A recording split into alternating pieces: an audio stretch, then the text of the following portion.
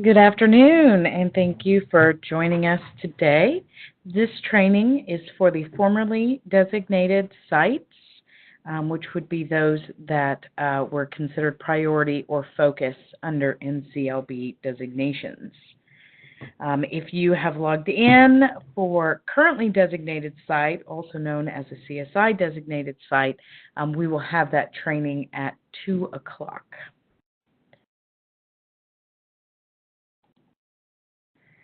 For a copy of this PowerPoint, you can email me at Zada, Z-A-D-A, Sery, S-E-R-Y, at sde.ok.gov.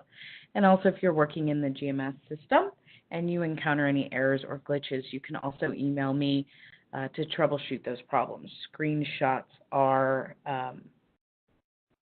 encouraged. This webinar, again, will be posted on our website. As well as we will have links available that I can email to you about later on in the week. If you are a formerly designated site and there are no other CSI designated sites in your district, then I am your point of contact for this final period of funding. So in today's presentation, we're going to go through the timeline for finishing out those funds. Then we're going to look at the FY20 Project 515 budget. We're going to go through an abbreviated version of the Joint Federal Programs Claims Procedures for FY20, and then we'll take any questions that may arise. If you have any questions while we are going through this presentation, feel free to type those in the chat box on your screen, or you can save those questions for the end and type them in then. So the funds that we are discussing today were actually allocated to the formerly designated sites in March of 2018. So all we are doing is just finishing out those funds. There is no new allocation expected for FY20. The CSI new designations have already been announced, and so those folks that have been designated with that have already started their process with their funds and everything like that. So July 1st is the beginning of the FY20 fiscal year. That is when the FY20 Project 515 budget will open.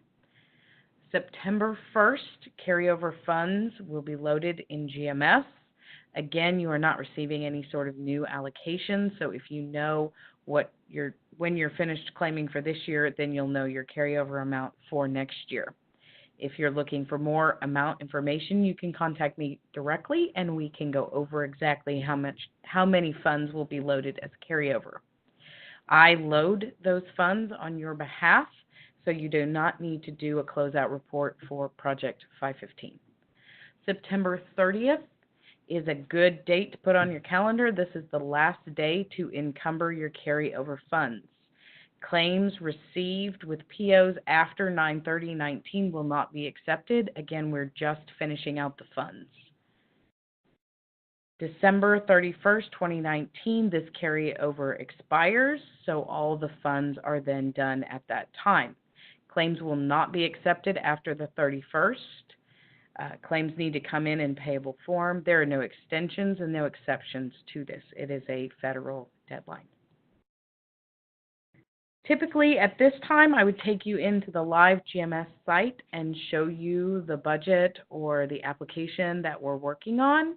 Unfortunately, as of this morning, the FY20 GMS budget was not available to me yet, so we're just going to talk through it. Again, this budget is for sites that are no longer designated. However, the expenditures are still tied to school improvement. These should be expenditures that are continuations of FY19. And if you have any questions about the allowability of expenditures, you can contact me directly, and I can answer those questions on a case-by-case basis. Once again, funds can only be encumbered from July 1, 2019 to September 30, 2019. Again, we're just finishing out these funds, and so that is the time period that you're allowed to put the POs in place. Your expenditure descriptions in the FY20 budget are still expected to be detailed. Basic terms like supplies, salaries, instructional materials are not sufficient, and we will return those budgets to you for more detail. If you do not know what your expenditures are, or you have some questions as to which professional development or which vendor you're going to go with, you can indicate with to be determined or a placeholder, and then just come back and do an amendment at the time that you know the exact vendor or the exact expenditure. Amendments can be made on these funds until September 30th, 2019. After September 30th, you will not be able to make any amendments because funds should have been encumbered already at that time. For personnel, please be aware that Project 515 does not have a personnel page embedded in the application. Therefore, we ask that you enter your personnel accurately in school personnel records. That information should be in school personnel records before you submit a claim to us, and that would include an allowable job code in SPR. They need to be coded to Project 515 in SPR, and they need to have a reasonable and necessary salary. The position title would be entered in the description box of the budget detail page, but you do not have to enter the person's name. That name is required on the claim, not on the budget. Please be aware that on this FY20 budget, we are trying to accommodate the outgoing formerly designated sites that were under NCLB and the incoming newly designated sites under ESSA. ESSA has authorized a few new features, and those features are available on the newly allocated funds and not on the funds that were allocated in March of 2018. Therefore, indirect cost is not available on your second year carryover, and administrative costs are not available on your second year carryover. If last year in FY19 you spent 5% on consumables such as ink, paper, toner, general office supplies, etc., then you will not be allowed to spend another 5% on consumables in FY20. However, if you did not exceed that 5%, or if you didn't spend any 5% on consumables, then you would be allowed to spend that on consumables in FY20. If you have any questions at all about that, feel free to let me know.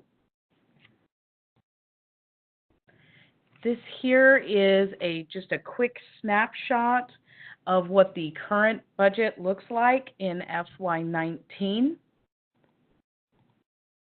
The first column that you see, which is a yes/no column, will be replaced by an evidence-based interventions column, or an EBI column. Formerly designated sites, you're just going to select not applicable. And what used to be the rationale column has been replaced by a pillar and element column. And once again, formerly designated sites will just select not applicable. So you'll enter your function object code, your detailed expenditure description, and the amount. And the next two columns, you'll just simply put not applicable as your option. And be sure and save your page because GMS does not automatically save. The next section we're going to go to is the Joint Federal Programs Claims Procedure. These claims procedures that we'll be talking about today actually go into effect on July 1 for the FY20 fiscal year. So if you reference the Joint Federal Programs Claims Procedures that are out there right now, they won't have some of these items. Just want to let you know that these procedures are updated annually. They're reviewed by a variety of stakeholders, including district representatives, and they are printed and available at the back of the OCAS manual. The purpose of these Joint Federal Programs Claims Procedures is to provide LEAs with a comprehensive claims procedures to assist them in preparing claims for submission. It's also to reduce the likelihood of errors and also reduce the amount of claims that we have to send back. LEAs that choose not to follow these procedures do run the risk of claims being significantly delayed or denied. Expenditures must be reasonable, necessary, and allocable.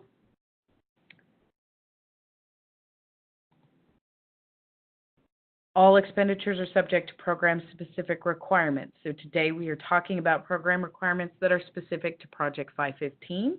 If you have questions about Title I funds or special education funds or even 21st century funds, I would encourage you to contact that program directly and ask them about those claims questions for their program specifically. And again, we use the Grants Management System, or GMS, which is available to you through the single sign-on app. $0 claims are not required for any of the federal programs. However, claims should account for all 12 months starting with July. The example would be if you had 0 claims for July and 0 claims for August, but you had claims for September, then you would start your claim date on July 1st, and you would run through the end of September, and you would submit that as one claim, even though you did not have expenditures in July or August. This is not anything that is new, but it has been recently added to the claims procedures. Copies of purchase orders are not required. Again, your detailed expenditure report from your local cost accounting system does contain your PO numbers and your PO dates, so we do not need an actual copy of the purchase order. The only exception to that rule is if you are using the purchase order as a contract. And images of checks are strongly discouraged. That is a financial and internet safety issue, so unless you're being specifically asked for the check by a program, please do not attach or upload copies of checks.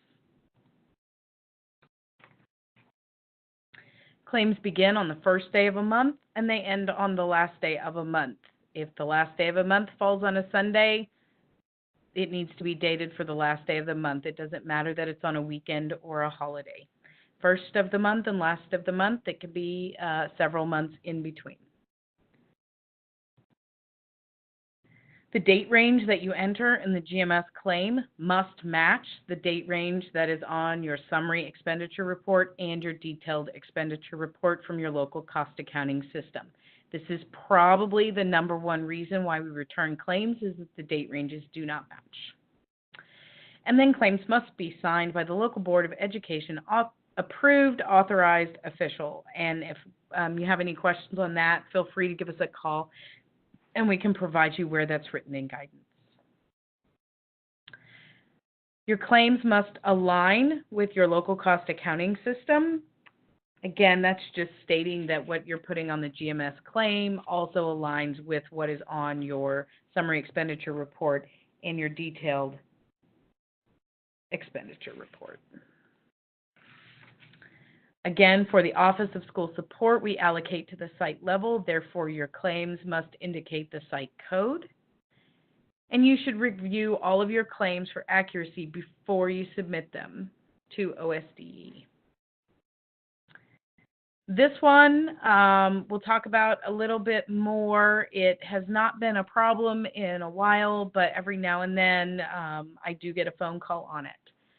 Please be aware that payments made with district credit cards, which in this case are known as payment agents, must also have the vendor name listed. The example is if you pay for a hotel room at the Holiday Inn with a Visa card, then on your detailed expenditure report, you would write Visa/Holiday Inn.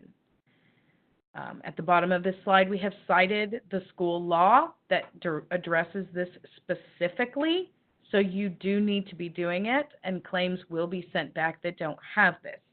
Now, what I typically hear when I send a claim back is that my local cost accounting system cannot do this.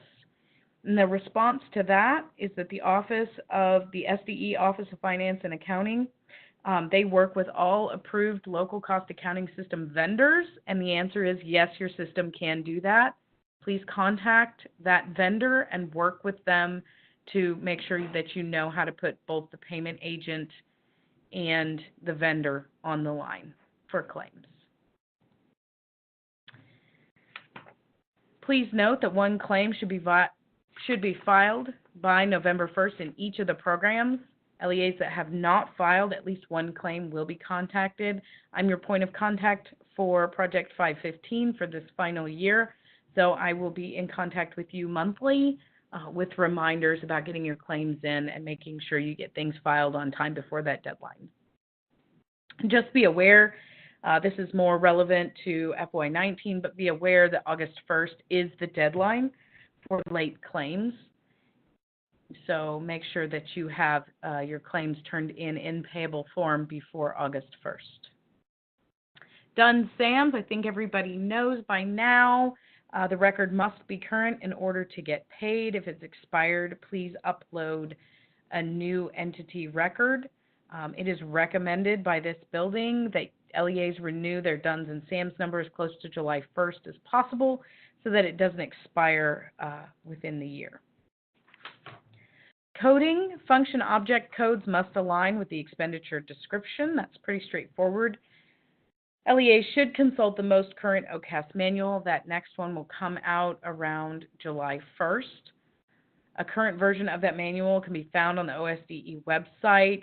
You can also contact me directly, and I can give you the link to that if you would like.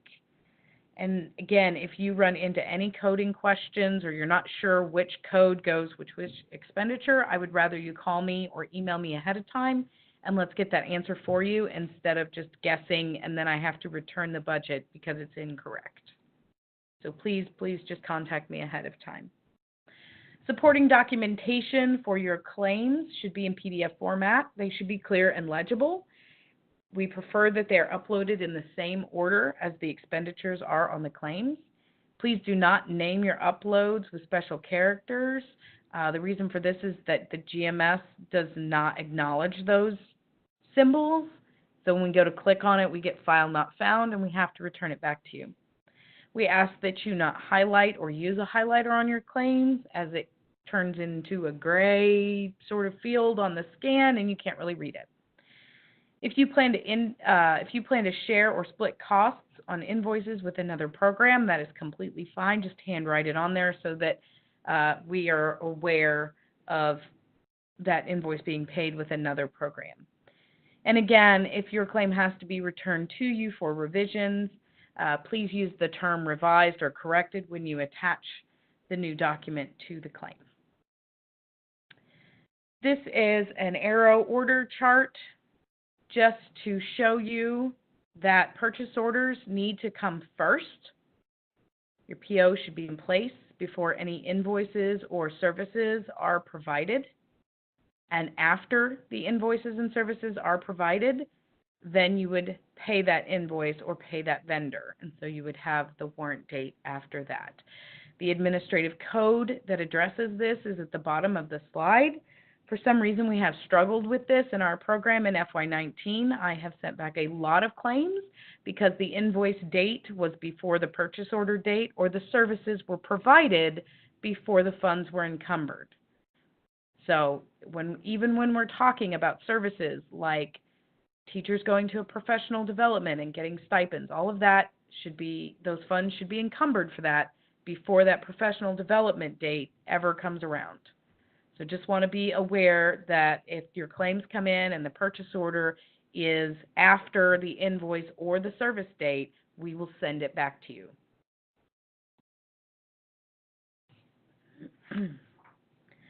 Personnel, again, is object code 100.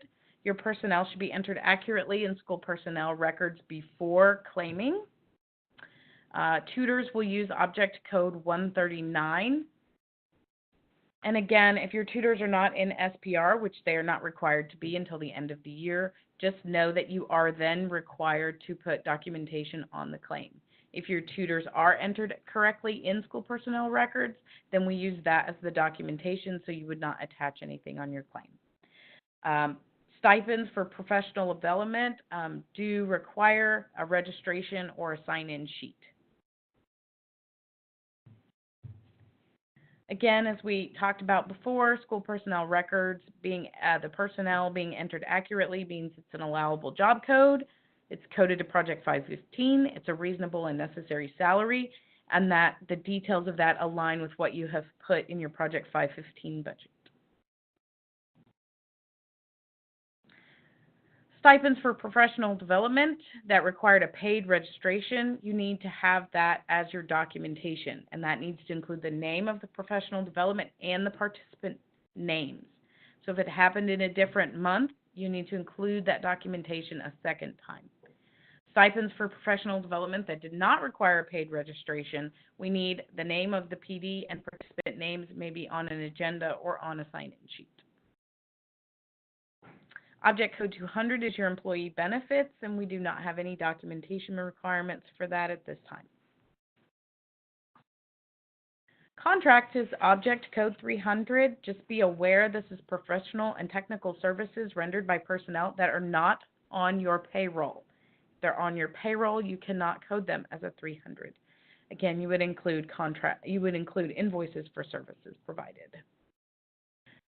With contracts, whether it's an external provider, whether it's with a job-embedded professional development series, whatever the contract is for, again, your purchase order must be in place before the contract and the contracted services take place.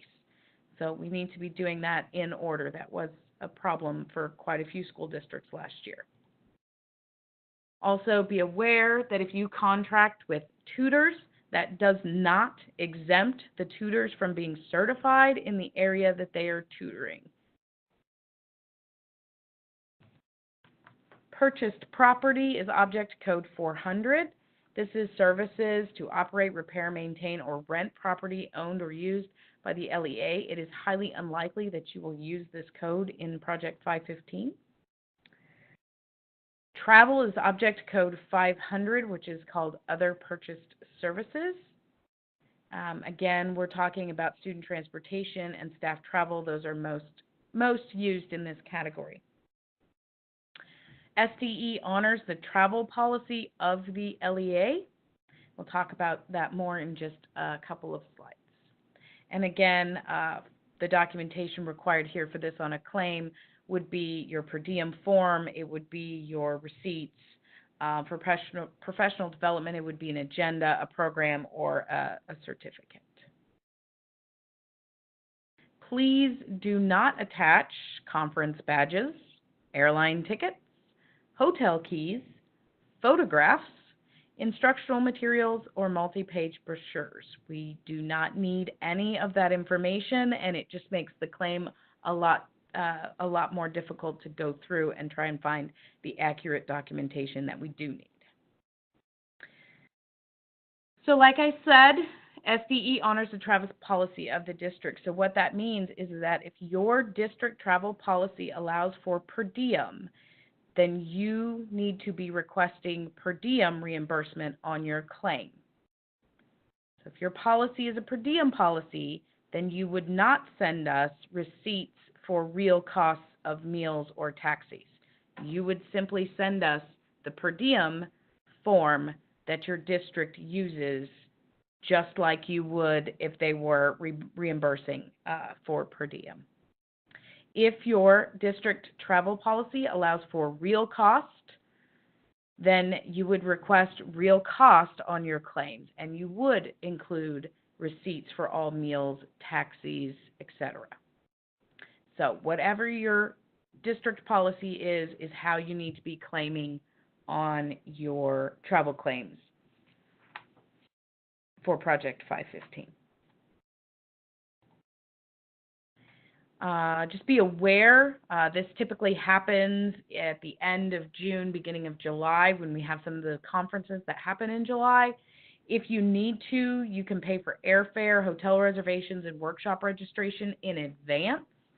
But any real-time expenses, like your per diem or your food purchases, your luggage fees for the airport, Any taxis or Lyfts, Ubers, etc., those cannot be paid in advance. You have to wait until the actual trip took place before you can get those reimbursed. As always, alcohol, gum, candy, snacks, souvenirs, jewelry, and personal expenses will not be reimbursed. And this one is not new, but it has been recently added to the procedures, and it says that transportation to restaurants, shopping, and entertainment areas will also not be reimbursed. If you have any questions on that, feel free to contact me directly. Supplies is object code 600. Just be aware that when you're attaching invoices and receipts for your supply purchases, that they need to be invoices or receipts. Quotes are not accepted. This one is not necessarily new, it's just been clarified, and we have added it to the claims procedures, and that is that licenses and subscriptions must take place within the fiscal year being funded. If you have questions on that, we have cited where it talks about general fund definition in the school laws of Oklahoma. We recommend that LEAs work with their vendors to ensure that all licenses and subscriptions intended for reimbursement with federal funds, and that includes Project 515, run between July 1st and July 30th.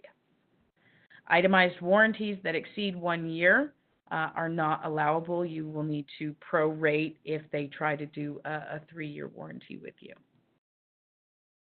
This one is new. Please be advised that Project 515, starting July 1 for fiscal year FY20, that food and food-related expenditures are no longer allowable. This does include light snack purchases and refreshments for parent and family engagement activities or catering of any kind for any reason. Project 515 funds are not going to allow those anymore. So that starts in FY20. Gift cards, gift certificates, and incentives, any related expenditures to those are also not allowable. This one is not new, but has been recently added to our procedures. Object code 700 is property. So just be aware that indirect cost is not calculated against property.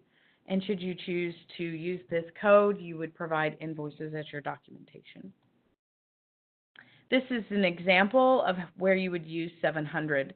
If there's an itemized breakdown, such as buying 25 computers at $500 each, and the total was $12,500, you would use object code 600 because those computers were itemized. If the invoice lists a single item, such as a turnkey computer lab for $12,500, then you would use object code 700.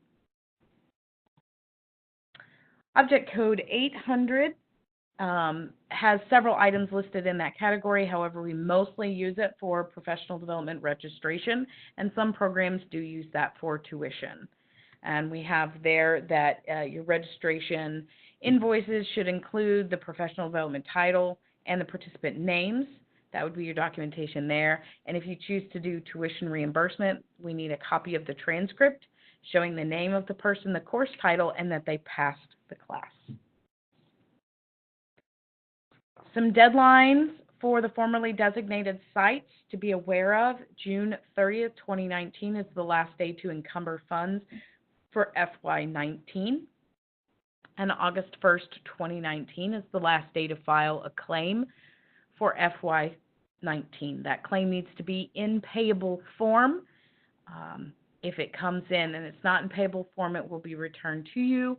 And if it's submitted after August 1st, then it's subject to late claims guidelines. If you have any questions about late claims, please contact me directly and I can talk you through those. September 30th, 2019 is the last day to encumber funds for FY20. And December 31st, 2019 is when the second year carryover funds expire. Claims have to be in payable form. Once these funds expire, there is no extension and no exception because these are federal funds. Okay. If we have any questions at this time, I will just quickly ask Gary where those questions would show up. I didn't open your little box for you. That's okay. I was kind of watching back there. I haven't seen you. Okay.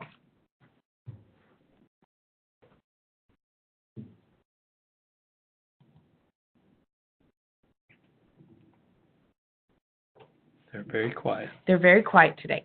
All right. So if you do have any questions, feel free to type those in the chat box now. If you think of any questions later or that you would like to ask through email, you can email me at zada.sery@sde.ok.gov. And we'll give it just a minute or two longer. And then we'll go ahead and end for the day.